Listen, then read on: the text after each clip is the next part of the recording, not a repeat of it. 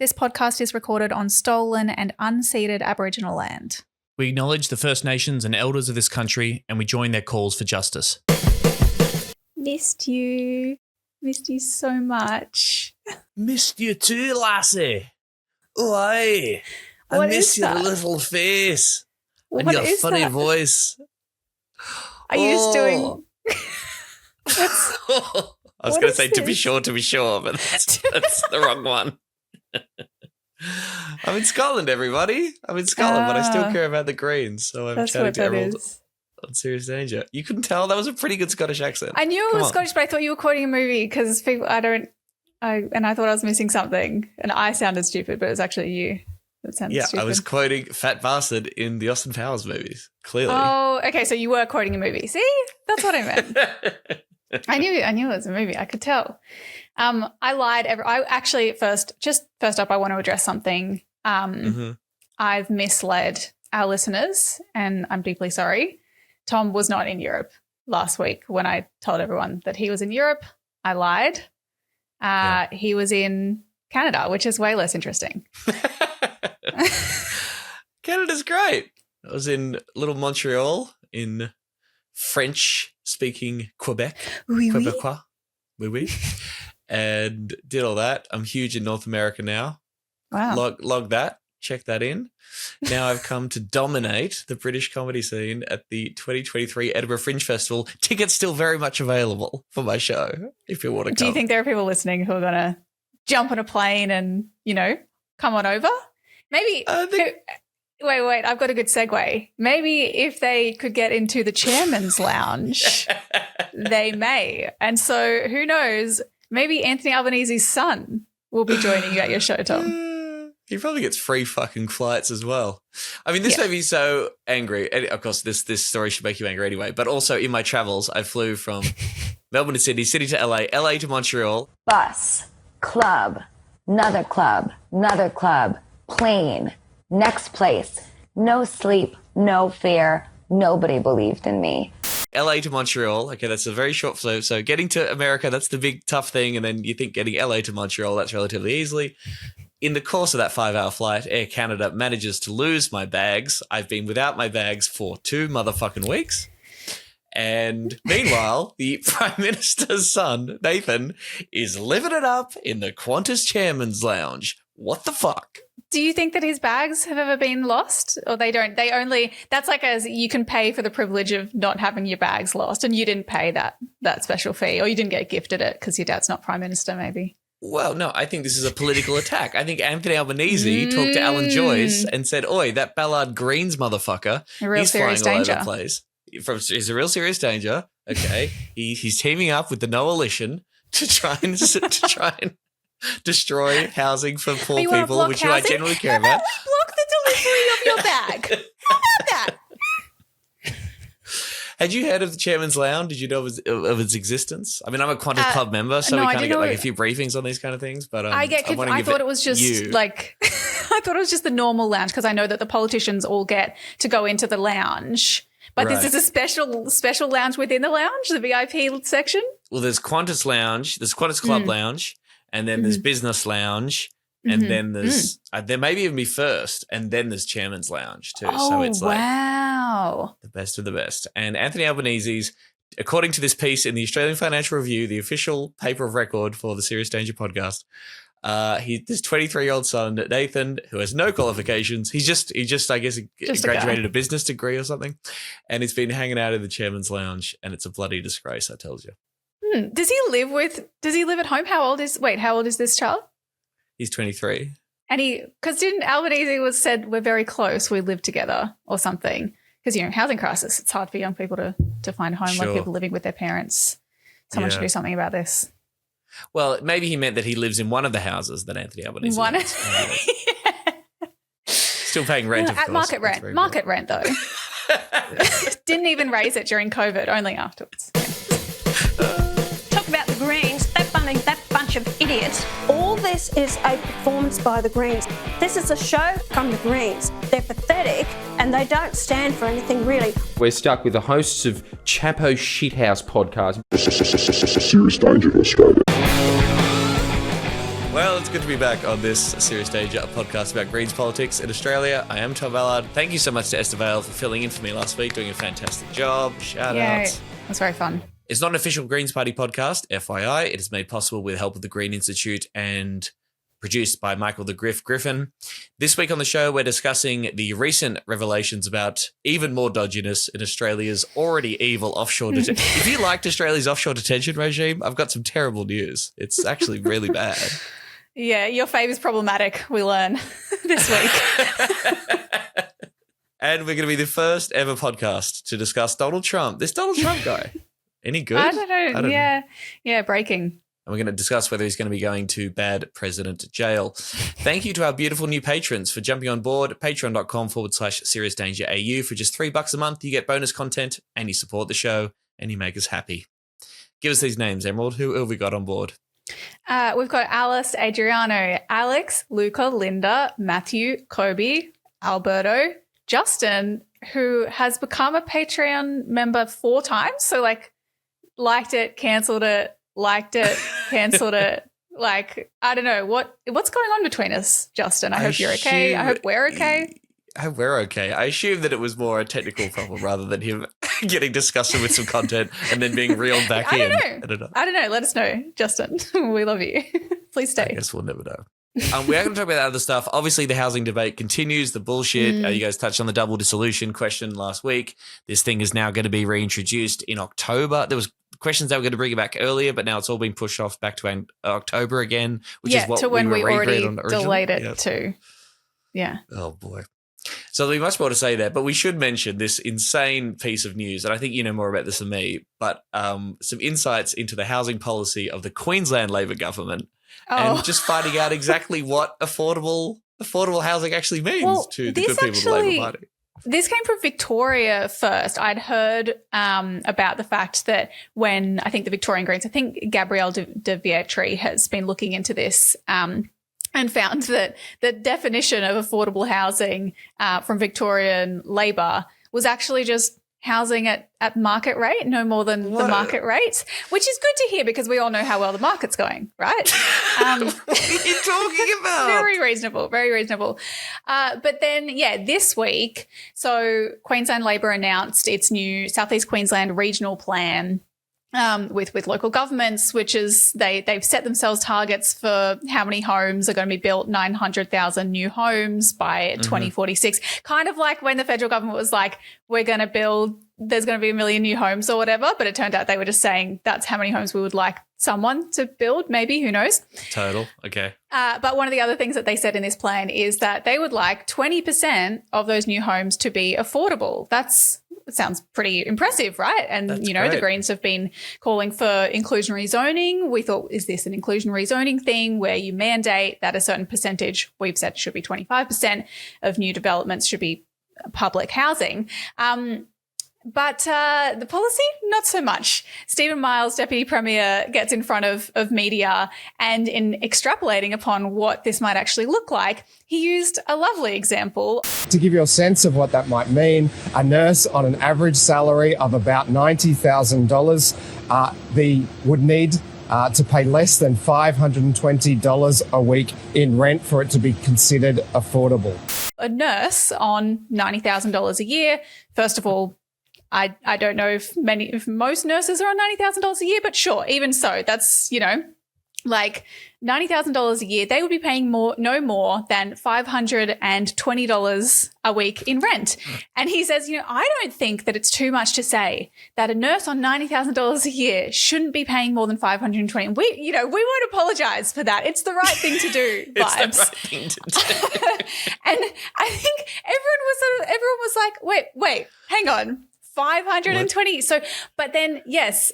So, as they keep talking about this policy, they keep saying it's like that they're going to have rents at market rates and that maybe they'll be affordable. But then to be eligible for these affordable homes, usually you have to earn less than that. And so there's no real, it turns out that people can be paying, 40% of their income on rent still, which is absolutely not affordable. And they're like, that's what we want 20% of housing to be. That's the 20%. So then the vast majority, so the other 80%, it's like, fuck, what's that going to look like? Yeah. Oh my God. I mean, and he's sort of just reiterating that, 95% of people are in the private market and therefore, and nothing can change that, of course. Nothing Clearly, can Labor change has that. no interest in changing the mix of housing in this country because, of course, outsourcing everything in the private market has worked out so well. So we've got to maintain that and the market will provide market rights. Well, it's because the Greens are blocking public housing. Yes, So cool. that's why. That's the problem. It's not, yeah. They're blocking public housing because they're asking for more. I don't know. It's all confusing, Tom. I can't keep track. Well, we're too dumb. We're not smart like the Labor Party. We also had an email from Anton. You can email us anytime on the pod, hello@seriousdangerpod.com. And you touched on the double dissolution last week. But Anton was wondering, do you think a double dissolution would harm or help the Greens and the minor parties? I know the historical precedent would say harm, but I'm less inclined to think the same thing would play out in modern politics. I mean, you touched on this last week with Esther, and you were sort of saying that even if the makeup of the Senate changed, it would probably be work out in the favour of some crazy batshit minor parties who would be far less amenable to, investing more money in any kind of public or social affordable housing. But I mean, I don't know. Have we considered the possibility that if there were a double dissolution, the Greens would do better? Do we have polling that suggests that, or what do we think? I know there have been a lot of people kind of, better psephologists than I have been breaking down the numbers and looking at what the results of a double dissolution could potentially be. And I haven't looked at them in detail, but it feels as though most people are saying that the likely result would be about the same ultimately in terms of who has the balance of power in the Senate between Labor and the Greens as it shakes out. But I think it's I certainly think it's not beyond the realm of possibility that the Greens would do better. I think it is truly fascinating, as Anton points out, that ABC and other media are kind of just accepting that a double dissolution would be harmful for the Greens or it's a threat to the Greens. They uncritically, in addition to uncritically continuing to report that this is a fund that would build 30,000 homes, but uncritically report that, the Greens are doing okay in spite of blocking housing, or, that, maybe they could weather the storm of the electoral impacts of blocking housing, as though that's actually a thing that's happening and not, they're not actually galvanizing a significant section of the electorate because they're fighting for housing. If we had an election soon, wouldn't a big issue of that election be, why the fuck are we having this election? Just run it through me again? Because because Labor wouldn't want to do anything more for renters or for more housing? Is that exactly why I'm going to the polls again? Is that why you're taking up another one of my Saturdays right now? I mean, obviously, Labor would push the line, and it seems like media might uncritically roll it out for them that this is because that we're going to an election because the Greens blocked housing. But I just don't think that people are stupid enough to buy that. Bloody oath. Well, and Anton says, if it came down to a double dissolution, I know I would be rolling up my sleeves to knock down doors and convince people to vote Green, which is funny coming from someone who hasn't been very politically engaged until the last 5 or so years. As you should. Hell yeah, comrade. Anton. Yes. Yeah. Hell yes. Please. Love it. The sociopaths who run fossil fuel corporations on this planet, who are literally destroying the lives and the futures of billions of people, and their sociopathic agents in this chamber and in the other place in this parliament have got a lot to answer for. And what they've got to answer for is death, disease, displacement, starvation, people dying of thirst, arable farming lands turning into desert, and most likely billions of people dead by the end of this century, and the collapse of the ecosystems that actually support all human life on this planet. That's what people like Senator Canavan have got to answer for. And he can sit there and smirk and laugh about it as much as he likes, but history will regard what he has said and done in this place as an utter disgrace. This paradisical planet, this beautiful planet, this complex, awesome web of life is dying. And what is it going to take for people like him, for people like the Labor Party, for people like the opposition in this place? What is it going to take for them to act? How many people are going to have to die before you will divorce yourselves from the sociopaths running fossil fuel and forestry corporations? In breaking news this week, bad things are happening in the offshore detention scheme. What? Yeah, I'm really sorry to let you know, Tom. I know you've been a big supporter. You're a big fan. But we've got some bad news. This week, the government announced finally, after months of kind of scandals growing around particularly Nauru, but contracts with offshore detention, the government announced there will be an investigation into this particular case in Nauru.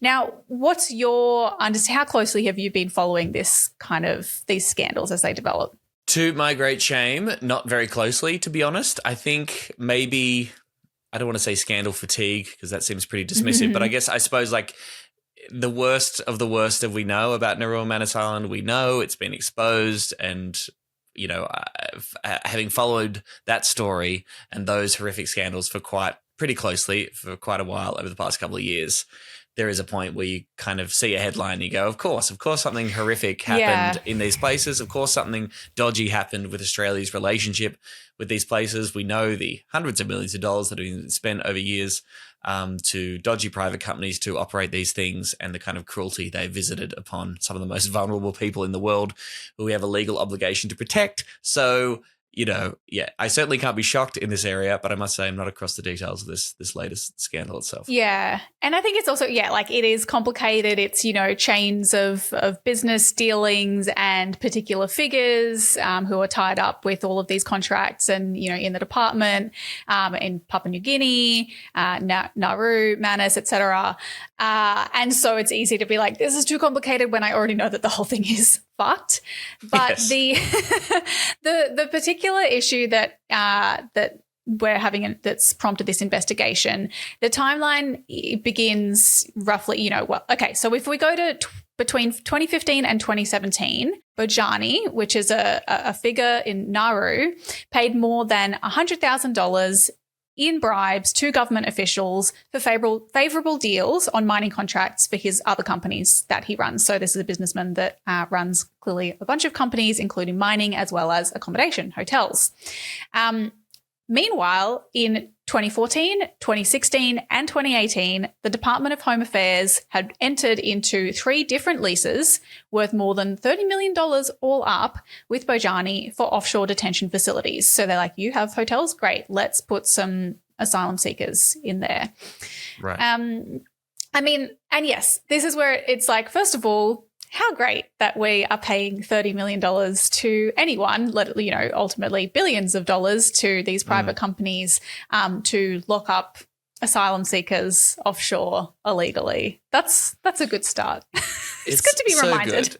It's a good reminder that we did that. Yes. And that's interesting, the private sector's role in this too, because of course we know that the Australian government gave shitloads of money to the Nauruan government as well. And look, Nauru is an extremely poor country with a history of being exploited by major powers over a long period of time. There have been accusations of corruption of the Nauruan government on a very regular basis.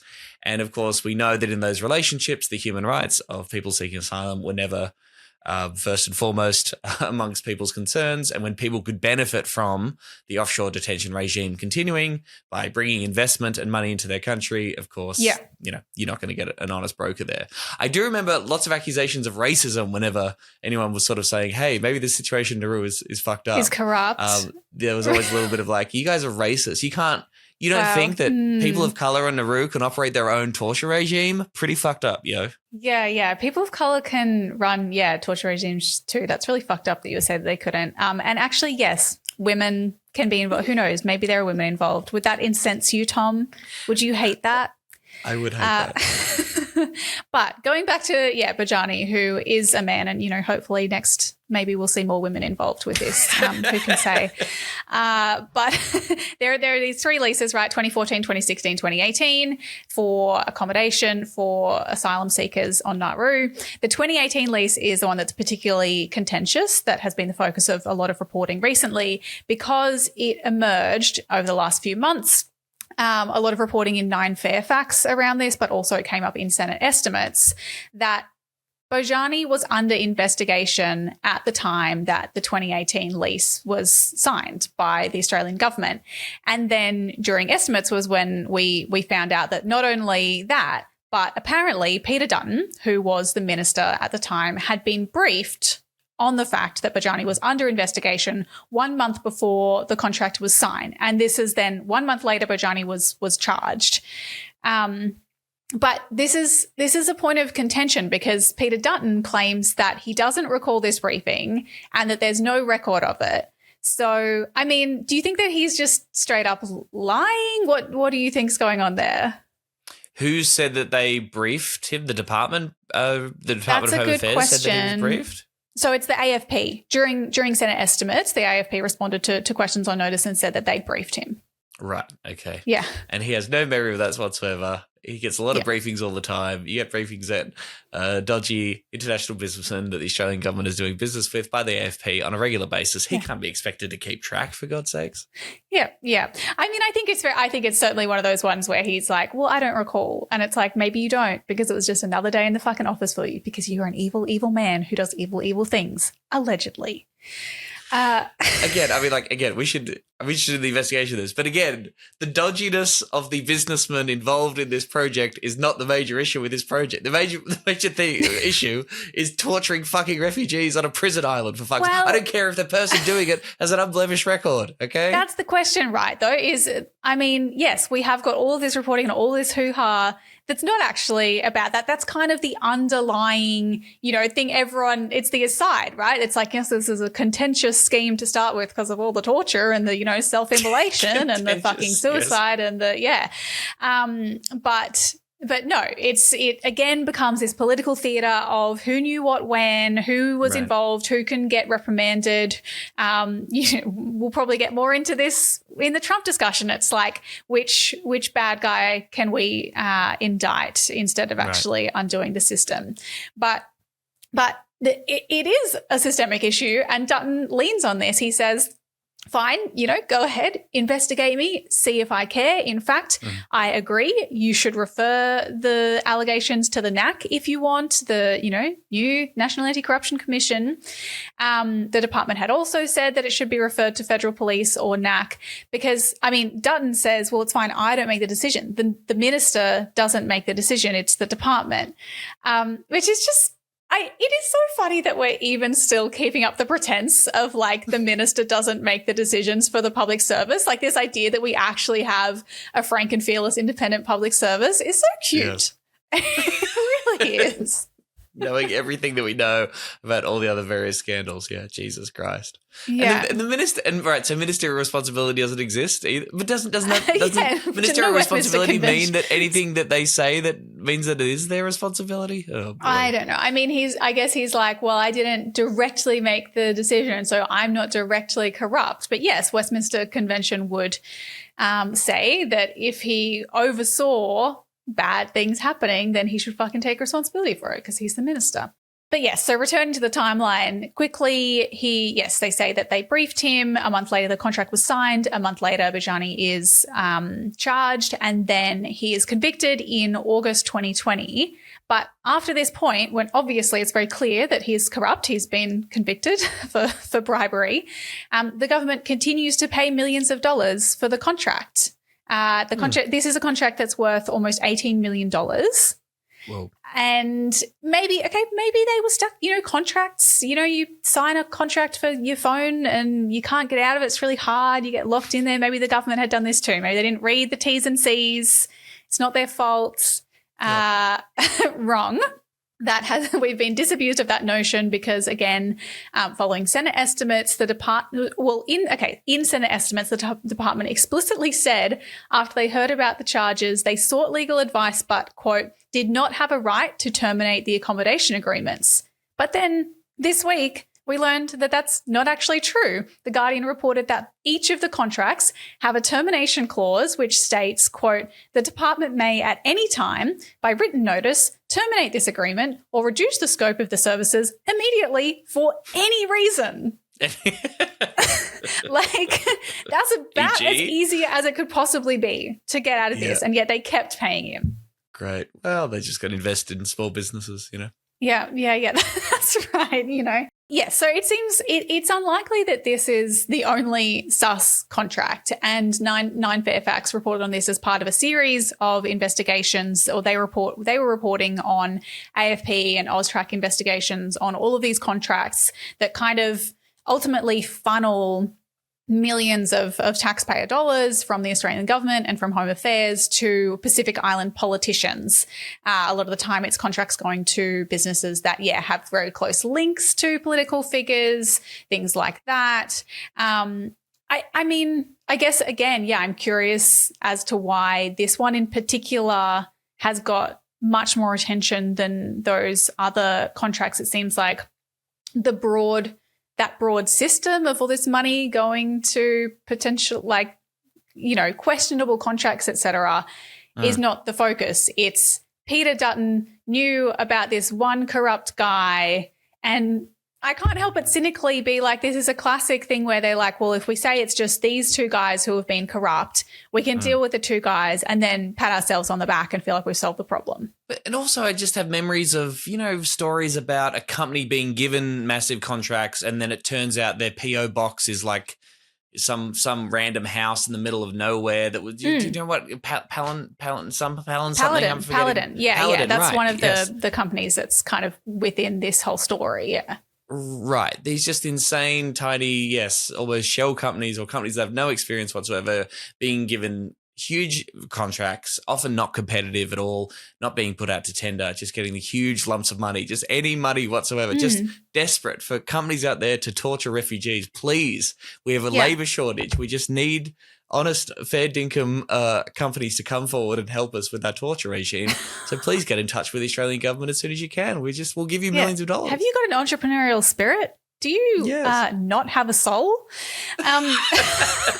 We've got an opportunity for you. I think it is, like a lot of the offshore detention stuff, the whole fucking idea of it is out of sight, out of mind, because, Australia doesn't want to look at the problem of people from war-torn and dangerous regions fleeing for safety, asking for, assistance, and being denied. And so we lock them up somewhere else. And again, we don't want to look and deal with the corruption that's happening over there. We'll just kind of, and maybe as soon as it involves this guy that we don't like here, Peter Dutton, then it's a problem and we should deal with him. But it's so sort of, I don't know, it's very narrow-minded in a way. Do you think that anything useful or good will come out of this investigation that's been announced this week? Well, I mean, I only raised those the Paladin example is just, again, another example of something that bobs up, is in the public consciousness briefly. People are outraged for sort of bizarre reasons or for the wrong reasons, or we say it's a shit show, nothing ever happens, and everybody moves on. So once again, my cynicism is brought to these kind of investigations. I can imagine a current Labor government going hard on the decisions of a former coalition government in this space, while throughout the entire time recommitting themselves to the vital importance of Operation Sovereign Borders. Yeah. I think that the investigation does stretch back to when Labor was in power, and so it would look at the actions of the Labor minister in Home Affairs at the time. But yes, it very much does seem to be focused around Dutton and this particular, and Bojani in Nauru. I mean, I was wondering, is this useful because it provides an alternative motive in the public imagination for offshore detention? This idea that, this is driven by there are financial reasons that we continue to lock people up. It's nothing to do with the safety fucking bullshit reasons that the major parties will trot out, that it's actually because people are getting money from it. I think that ordinary people understand that, and that could help shift the perception of this. But then again, I mean, it's unclear what the kickback is for the Australian government from all this. They're the ones who are handing out millions of dollars to, funneling money to corrupt businessmen and politicians. But the benefit for them is really just that weird fucking cooked political incentive that they truly believe that the ordinary Australian wants to see refugees locked up indefinitely. So, yeah, I mean, I put this in the long tradition of fucking Western governments turning a blind eye, actively funding some of the worst human rights abusers in the world to serve their own foreign policy interests or domestic policy interests, including throughout the Cold War, America backing coups to overthrow democratically elected leaders. Again, dealing with some of the worst cunts of all time and turning a blind eye to their various human rights crimes if it allows them to defeat their own often left-wing enemies that they want to defeat and they can portray as the worst monsters of all time. That's happened so many times across the world over the 20th century into the 21st, and Australia's collusion with Nauru and the PNG governments on these same fronts is no exception. Have you heard what the Greens want instead? Have revolution? Royal Commission. So close. The R word. So close. The hard R. Okay. Yeah. They want that RC. They always want that RC. The Greens have for some time been saying that, this deserves a Royal Commission. Obviously, they're saying, so Maureen Faruqi, I think a couple of weeks ago, said on this, quote, the Prime Minister must establish a Royal Commission which examines the entire cruel history of our immigration detention system as well as this latest Home Affairs scandal. So they are saying, it's not just this incident or this particular connection or series of contracts that should be investigated. It's the whole fucked up system, and hoping that, I guess that brings out more evidence that can be used to build the case to end offshore detention. Similar approach to the kind of Robodet thing in Shore. Maybe that would help, but I can't help but think that, we have seen so much fucking cooked things come out of this entire scheme. We've seen, the Nauru files. We've seen the diaries and the medical records and the reports of horrific things happening in these centres, and we know that they're wrong, and it hasn't helped so far. So I am a bit of a skeptic, but.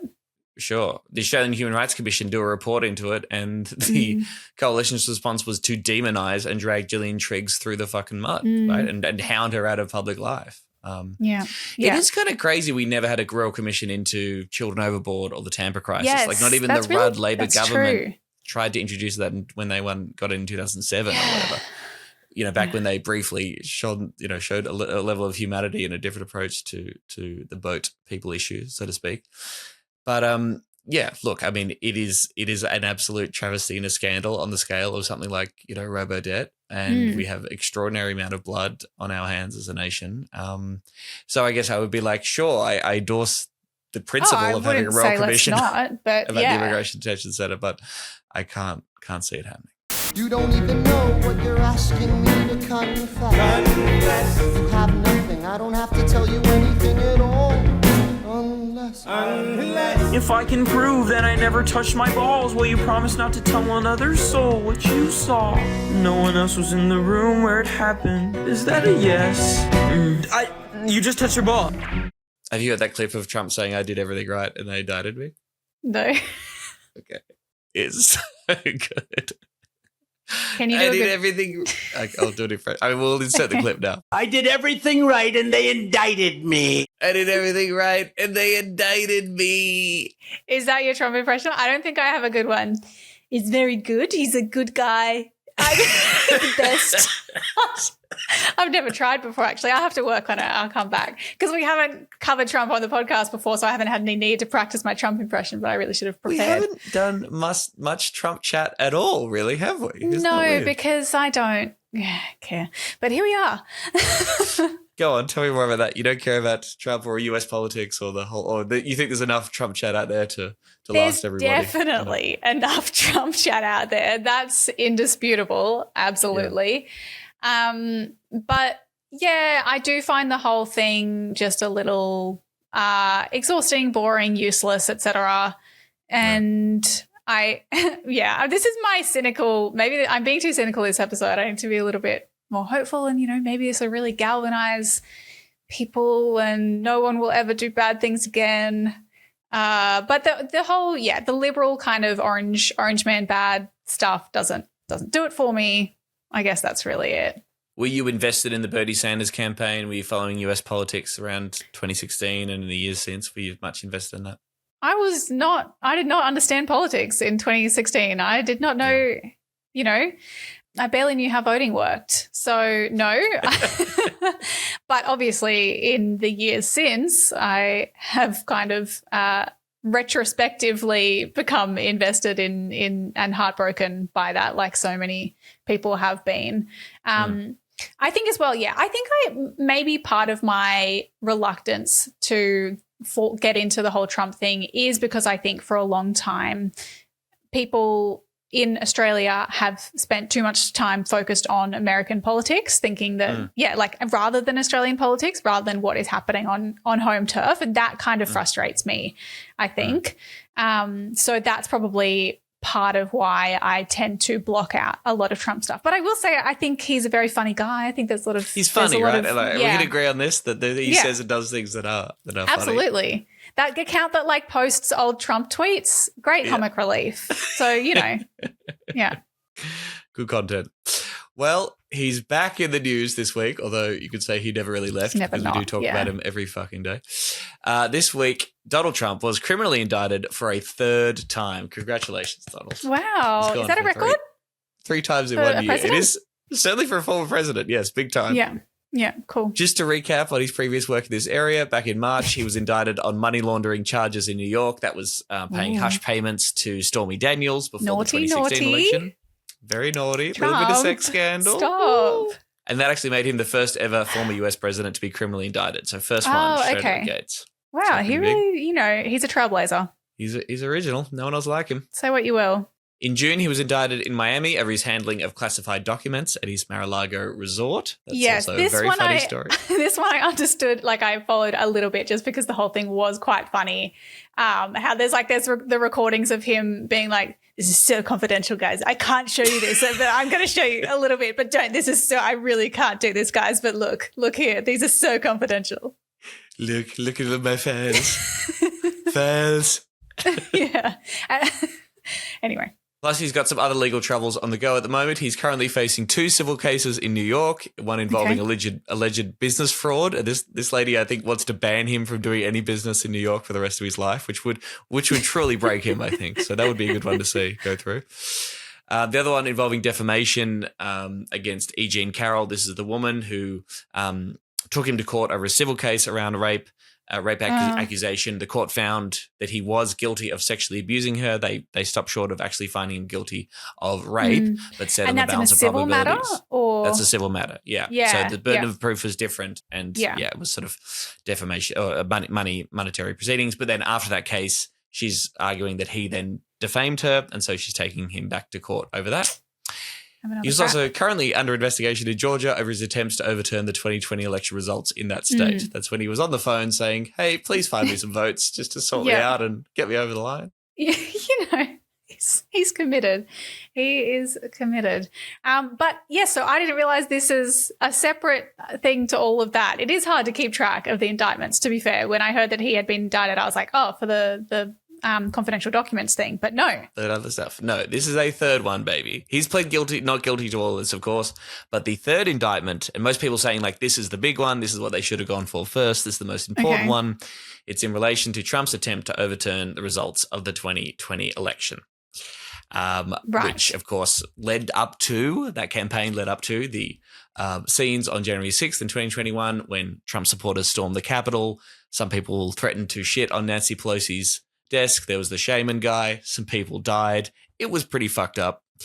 And the indictment sort of relates, yes, to the insurrection itself, but also to the whole campaign from election day all the way up to January 6th and 7th when they were going to certify the electoral results in Congress. That whole campaign and that long campaign of telling a whole bunch of lies about what happened in the 2020 election, boom, he got indicted for that. Okay, yeah. This isn't, January 6th, because I don't remember where I was on 9/11, for example. There aren't many other days that in historic events that I can remember. I remember hearing the news about that.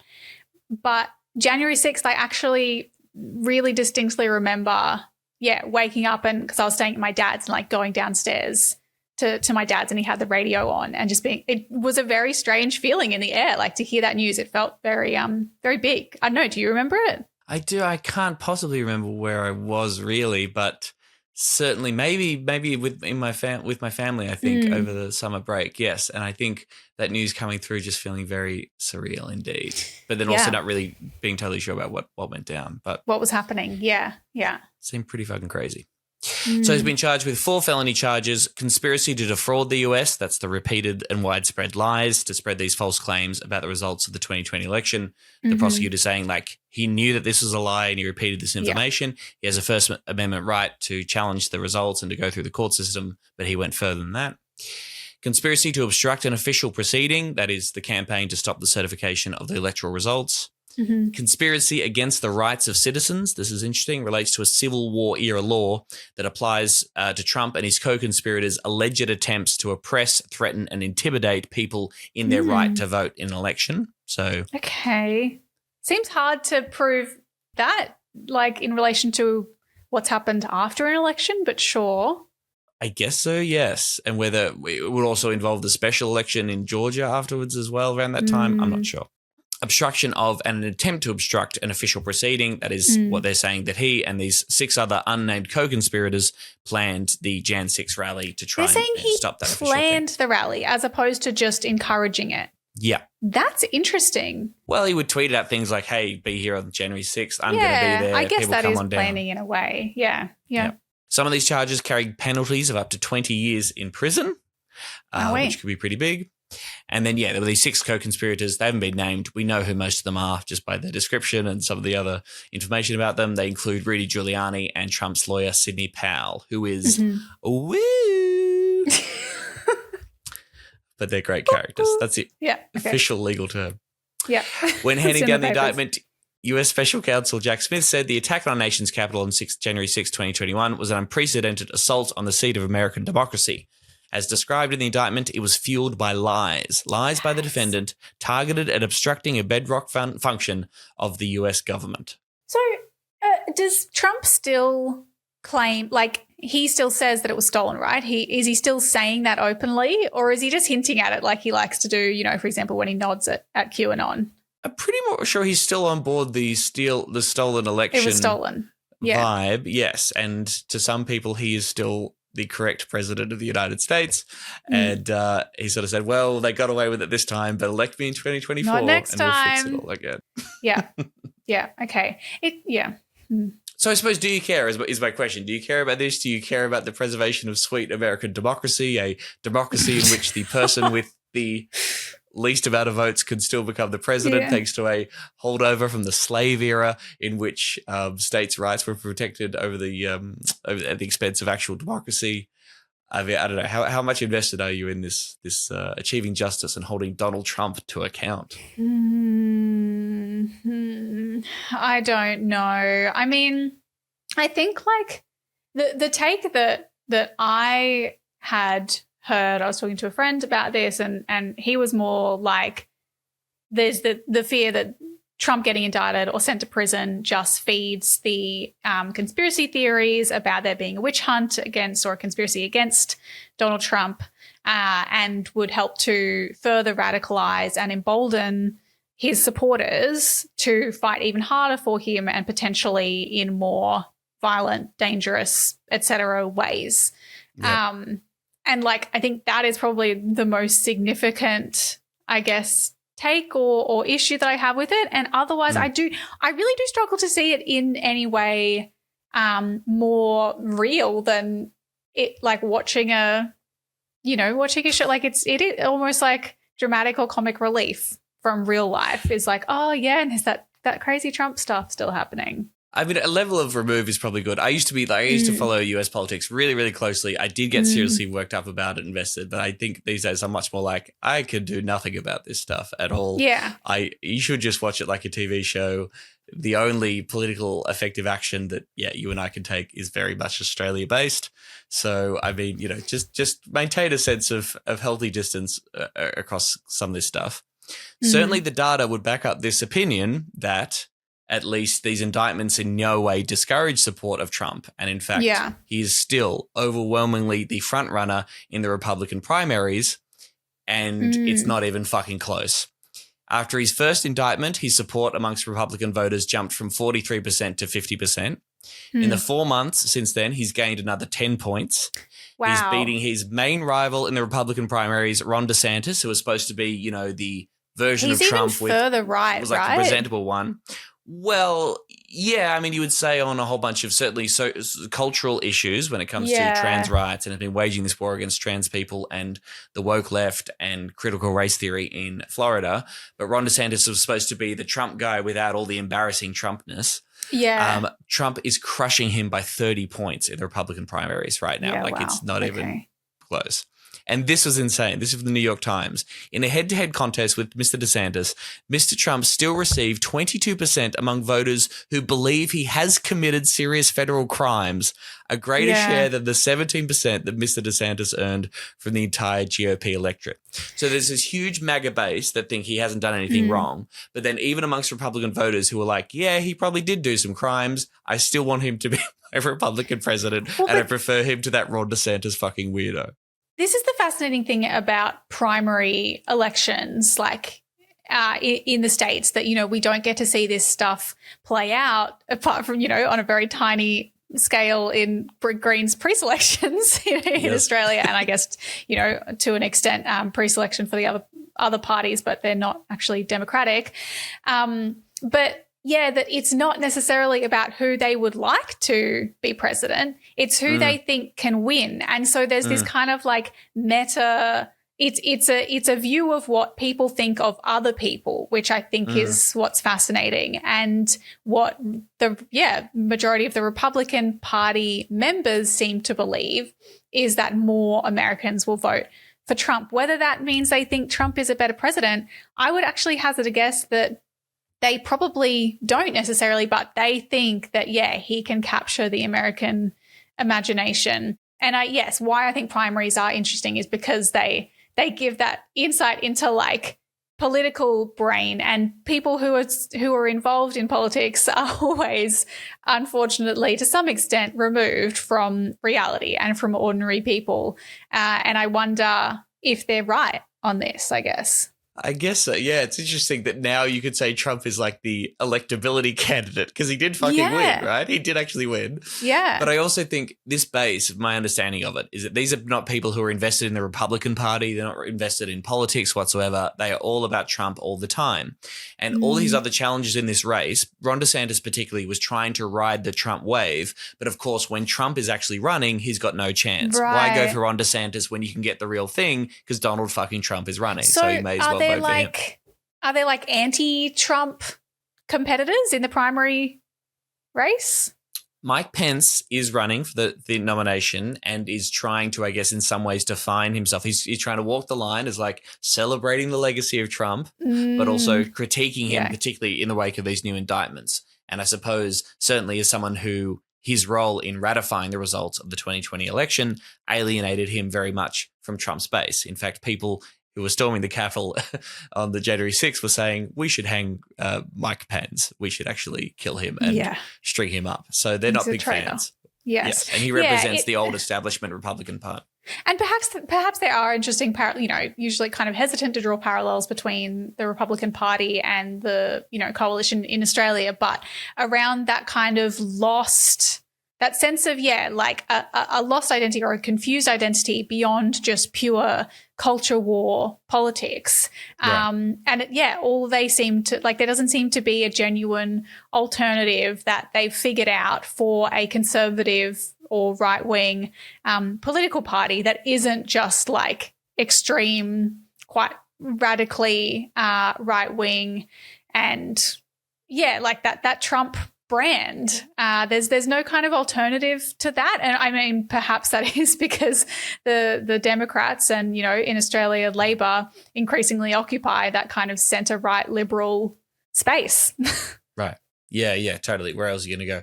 I mean, what is interesting to me is that at least in 2016, you could make the argument, you could kind of squint, and this is what a lot of the analysis was, right? Like America was so fucked that they didn't want more of the same. That's what Hillary Clinton represented. So people were either sort of going for someone like Bernie Sanders or Donald Trump, someone who was going to call out the bullshit of the system and who spoke to people's material concerns in a country ravaged by neoliberalism. So he was running on things like, we're going to bring the coal jobs back, right? We're going to protect your jobs and we're going to take on China.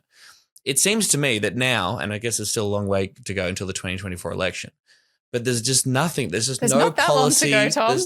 There's not long to go. That's true. next year. It is next year. Yes, you would hope some kind of policy would emerge around about this time. But like, it's all just at the level of culture, right? It's all about wokeness. It's all about groomers. It's all about this kind of insane, the woke left is coming to fuck up your family. He's still saying make America great again, but of course we have no idea what the hell that means. He said that America was great when he was president, of course, even though it was a fucking shit show.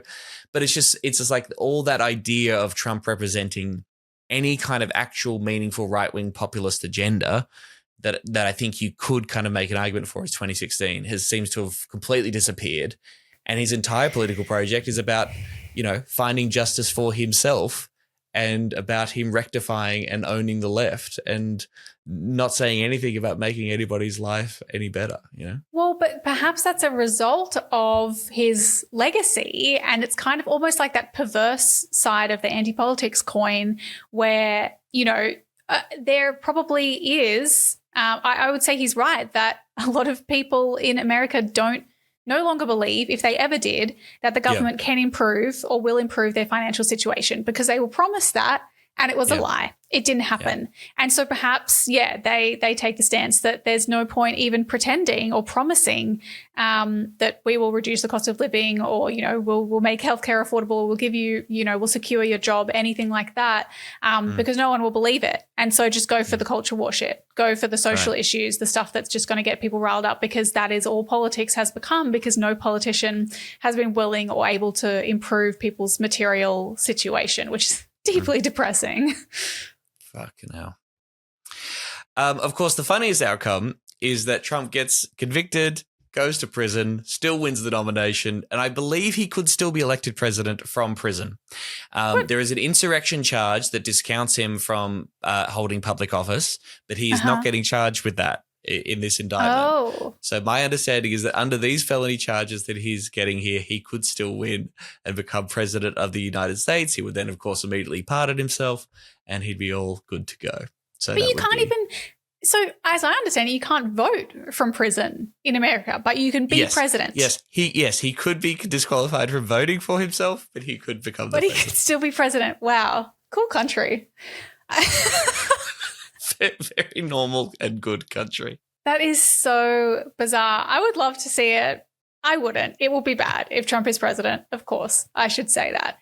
Yes. But, I don't know.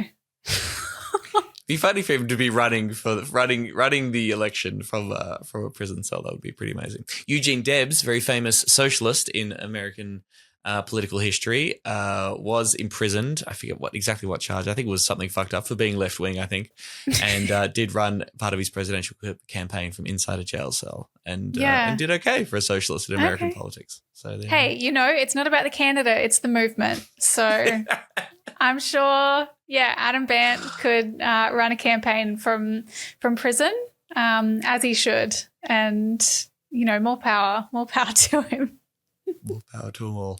You do hold the biggest megaphone in the country, though, and you do have the money to create incentives, which is what the Greens are actually asking for you to do. They're not asking for you to determine state policy, but rather to incentivise it.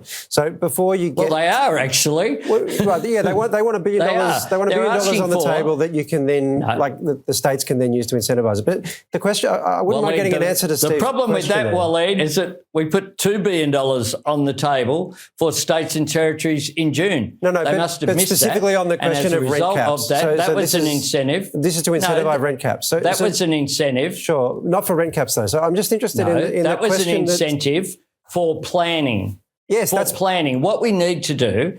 Sorry, Prime Minister, I just want to get. The key is fixing planning. This is the point I'm interested in. Are you philosophically opposed to the rent caps and the idea of capping rent increases? Are you philosophically opposed to that, and therefore won't use your megaphone for it? What I want to do now, Waleed, that's not the question. Hey, remember trees? What? Well, now that we've saved the reef, this is one thing. I mean, obviously, we won't go into it, Tom, but I'm sure you were really pleased to hear while you were overseas that the reef, it's been saved. I was so happy about this because I was really worried. I was actually really worried about the Reef, but Labor saved it, so that's really good. It's all sorted. Yeah. They convinced the World Heritage Committee not to list the Great Barrier Reef as in danger on their, World Heritage listing thing, because they're like, no, we ended the climate wars. Isn't that exactly what the coalition government did and everyone lost their fucking minds? Yeah, and Labor was like, wow, it is so fucked up that the coalition is like lobbying the World Heritage Committee to not do this, even though they're shit on climate. Meanwhile, Labor is literally just like approving new coal and gas as they are like, we saved the Reef. You are welcome. Thank you, Nemo. Yes. It's extremely cringe, obviously. It just goes to show, it's like these fucking committees, it is a bit of a sham. I guess maybe you could say, well, the process highlights the inadequate, it puts more pressure on the government to do more on the Reef. But how much pressure if you are still going to say, okay, that was enough, even when they're still approving new coal and gas? And it's like, okay, so according to the World Heritage Committee, the Reef is not, quote, in danger. According to scientists, the Reef is, quote, fucked. Could be an issue. Yep. So it is in danger. But, the environment also includes, there's the sea, we've saved that, and then we've got the land. So we're working on that one. Thankfully, Bob Brown, our mate, that we did a special Patreon episode. If you're on Patreon, you would have heard our review of The Giants, the film about Bob Brown and also trees. And he is organising this 3 days of action to defend the giants, the trees, I guess, in that instant, not necessarily him. I don't think we're defending Bob Brown at these. But they've got forest actions, MP office actions, and then a bunch of rallies across the country. There's heaps and heaps of locations for the rallies that are on the website already. This is from the 10th to the 12th of August. So basically, broadly next weekend, or from Thursday until Saturday. How's my dates? I think that's right. You can go along to a local event, or I think there's even, if you want to, jump right on in and host one in your small town, if there isn't one already, head to defendthegiants.org/events. There's volunteer sign up links there as well. We'll put the link in the show notes. And then just a quick reminder, the following weekend, I'm sure we will come back and chat about the Labor National Conference, which is coming up the weekend after next. But if you are going to be in Brisbane Meanjin for that, Griffith, Max Chandler Mather's office and the Brisbane Renters Alliance, I believe it is, are hosting a rally for renters and public housing outside the National Conference. That's on the 19th of August. We'll put the link to that in the show notes too. Thanks so much for listening, everybody. Go to seriousdangerpod.com for all your Serious Dangers needs. Follow us on social media at seriousdangerau and get in touch anytime. hello@seriousdangerpod.com. Love you. Love you. Bye. Tom needs to go to sleep. Goodbye, lads and lasses. Yeah, it's very late for Tom. I need to go to sleep. If he hasn't performed very well, blame it on that. He's sleepy. Bye. Serious Danger Australia.